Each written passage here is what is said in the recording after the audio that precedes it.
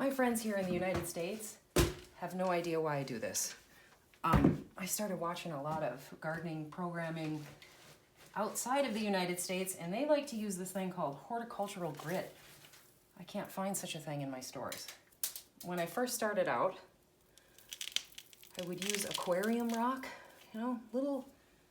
all it is essentially is some rock grit to cover the surface of the soil.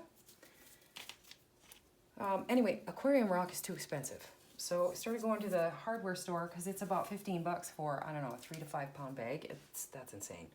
So I went to the hardware store, bought a river pebble, but the smallest I could find. And I hang on to it and I use it again. Here's what this does. Number one, I think it looks nicer. I think it looks a lot nicer. Number two, in the high heat of summer, for me, it's a moisture control. It helps keep the soil down here. The moisture in the soil, down here, from evaporating out into the sky. The soil doesn't like to be naked, doesn't like to be bare. You want to cover that up, right?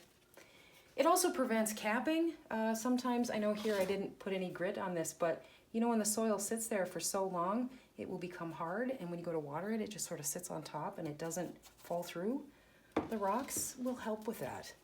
Also, if you are forced to garden indoors in cooler months like myself, I end up with a lot of little plant gnats. They fly around and they're just unsightly. There's nothing wrong with them. But those particular, I don't know if they're aphids or really, I have no idea. They're just some little flying menace. Their life cycle is dependent on the top 1 inch of wet soil. So if you can, it's almost like a guard against them being able to lay their eggs and continue their life cycle on the top of my soil. Bottom watering helps with that too. Just side point. If you have a problem with bugs in your house, just water from the bottom. They'll stop doing that. Anyway, so then you top it off, right? Looks nice.